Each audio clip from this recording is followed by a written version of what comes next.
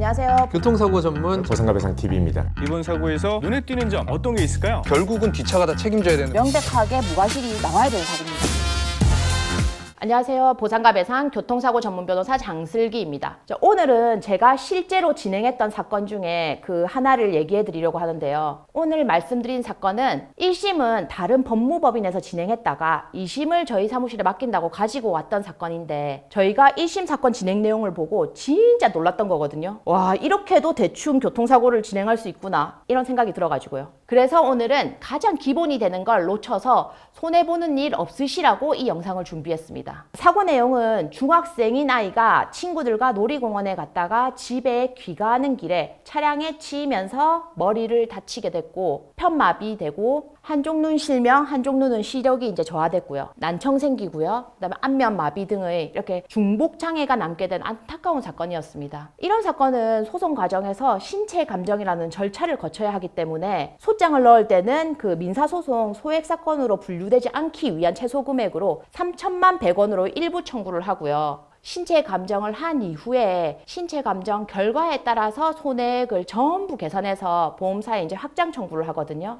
그래서 이런 사건 같은 경우에는 신체 감정 결과에 따라서 손해액을 계산하면 되는 거기 때문에 사실은 과실이나 개호비에서 우리가 청구한 금액보다 조금 작게 나올 수는 있겠지만 판결이 나왔을 때 진짜 터무니없이 우리가 청구한 것의 뭐 10분의 1로 깎이고 이런 경우는 있을 수가 없단 말이죠. 왜냐하면 신체 감정을 받으면 여명 종료일이나 향후 치료비, 개호비 이런 것들이 다 대략적으로 정해져 나오고 일시수익도 뭐 만 65세까지만 계산하면 되는 거니까 큰 차이 없을 거고 과실은 이제 변호사마다 판단하기 나름이지만 판단해서 넣는 거기 때문에 우리가 주장하는 것보다 뭐 10%, 15% 이렇게 낮게 판결을 받을 수는 있겠지만 심하게 막 확 떨어지는 경우는 없단 말이에요. 그래서 청구 지지를 확장한 금액이랑 판결 받는 금액이 차이가 있다고 하더라도 어느 정도 선이라는 게 있을 수밖에 없는데 이 사건은 이전 사무실에서 청구한 금액이랑 판결받은 금액을 보면 판결금이 10분의 1로 확 깎인 거예요. 저는 정말 이런 경우 처음 봤습니다. 이렇게 청구하는 사건은 처음 봤습니다. 그래서 도대체 어떻게 계산을 했길래 이렇게 된 거지? 봤더니 그 이전 사무실에서 신체 감정 다 끝나고 청구 금액을 정할 때 33억을 청구한 거예요. 그래서 세부 개성 내용을 어떻게 했길래 33억이 나왔나 봤더니 또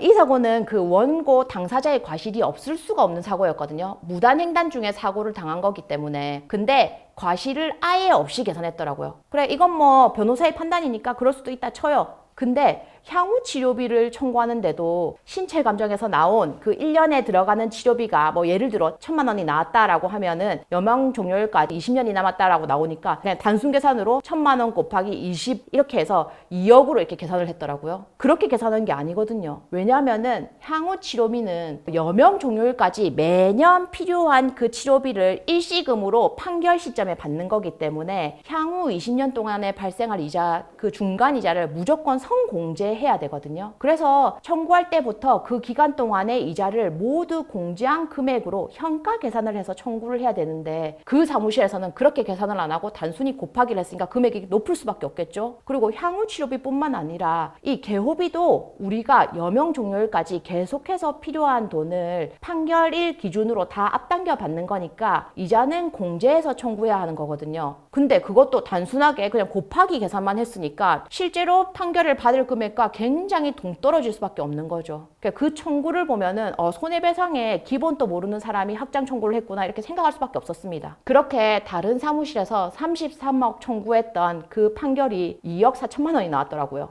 청구했던 금액의 10분의 1밖에 안 나온 거죠. 아니 이렇게 청구하면은 판사님도 사람인데 아니 뭐 이런 성의 없이 소송을 진행하는 사무실이 다 있어 이런 생각 안 하시겠어요? 그러니까 과실을 결정할 때도 그렇고 뭐 간병인 숫자를 결정할 때도 그렇고 손해액을 결정할 때도 그렇고요. 그런 것들이 다 판결에 영향을 미쳐서 판결이 잘 나올래야 잘 나올 수가 없게 되는 겁니다. 성의 있는 서면, 성의 있는 소송을 하는 쪽을 당연히 그쪽 편을 들어주고 싶을 테니까요, 판사님도. 그리고 또 이렇게 청구하면 뭐가 문제냐면요. 확장 청구한 금액이 크다 보니까 원고 당사자들이 법원에 인지대를 엄청나게 많이 냈어요. 청구하는 금액에 따라서 법원에 납부하는 그 비용이 결정되거든요. 근데 잘 모르는 변호사 사무실에서 33억 원을 청구하는 바람에 당사자들은 법원의 인지대 비용만 1,000만 원을 넘게 냈어요. 만약 판결받을 그 2억 4천만 원으로 맞게 청구를 했으면은 인지대 비용으로 90만 원만 내면 되는 건데 10배가 넘는 소송 비용을 당사자들이 떠안게 된 거죠. 뭐 그뿐만 아니라 33억을 청구했는데 2억 4천 판결이 나면은 원고가 95% 패소한 거기 때문에 나중에 소송 비용도 95%가 원고가 부담하라고 나와요. 그러니까 이 학생 부모님들은 변호사 사무실 알아서 잘 해주겠거니 이렇게 생각하고 가만히 있다가 인지대도 원래 내야 될 돈의 10배 이상 냈고 너무 터무니없는 금액으로 패소를 하니까 이 사건 다 끝나고 보험사 소송 비용 중에 95%까지 이 부모님들이 내야 하는 상황이 됐어요. 그러니까 상담하러 가셨을 때요. 자, 아무것도 안 따지고 금액 많이 받아드릴게요. 분명히 과실이 있는 사고인데 이거 무과실로 주장해드릴게요. 자, 이렇게 말하는 변호사 사무실은 일단 걸러야 되는 겁니다. 배상받으려고 소송 진행한 건데 이 돈 빼고 저 돈 빼고 하면은 실제로 받는 돈은 뭐 손해를 볼 수도 있게 되거든요. 오늘은 소송 청구액을 무작정 높여서 청구하는 사무실은 일단 의심부터 해야 된다는 그런 말씀을 실제 사례와 함께 소개해드렸고요. 단 한 번이라도